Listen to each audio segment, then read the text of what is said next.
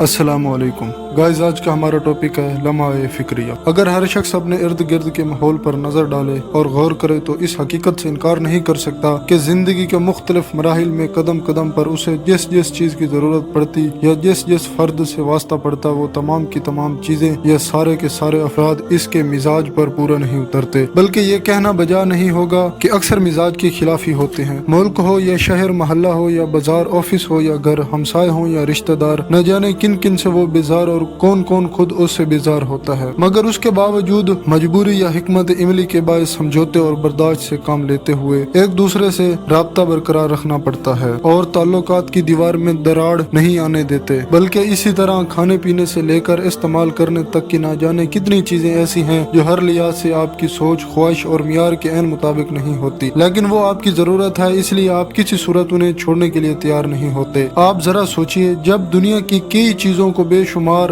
عیب و نقص کے باوجود اپناتے ہیں تو پھر یہ دوہرا معیار اس ہستی کے لیے کیوں جو آپ کی رفیقہ حیات زندگی کی اہم ضرورت ہے اور آپ کی تمام تر ضروریات کا خیال رکھنے والی ہے؟ کیا اس لیے کہ آپ اس کے حاکم و افسر ہیں، جس طرح چاہیں اس کے ساتھ سلوک کریں؟ کیا صرف آپ ہی اس کے حاکم ہیں، کوئی آپ کا حاکم نہیں؟ کیا صرف بیوی ہی شوہر کو جواب دہ ہے، شوہر کسی کو جواب دہ نہیں؟ یاد رکھیے، اگر اس پر آپ کا حکم چلتا ہے تو آپ پر بھی حاکم الحاکمین کا حکم چلتا ہے۔ اگر آج گھر کی چار دیواری میں بات بات پر ناجائز طور پر اسے ذلیل کریں گے تو کہیں ایسا نہ ہو کہ کل قیامت کے دن محشر کے کھلے میدان میں سب کے سامنے آپ کو بھی ذلت و رسوائی کا سامنا کرنا پڑے۔ اور پھر یہ بھی تو سوچئے کہ جب وہ آپ کی کئی خلاف مزاج باتوں اور عادتوں کو خاموشی سے سہ لیتی ہے تو کیا آپ اس کی چند عادتوں پر صبر نہیں کر سکتے؟ کیا آپ اس کی چھوٹی چھوٹی خطاؤں پر اسے معاف نہیں کر سکتے؟ کیا آپ اس کی بے شمار خدمتوں کا صلہ درگزر کی صورت میں نہیں دے سکتے؟ کیا خبر یہی معافی کل بروز قیامت آپ کے گناہوں کی معافی کا سبب بن جائے۔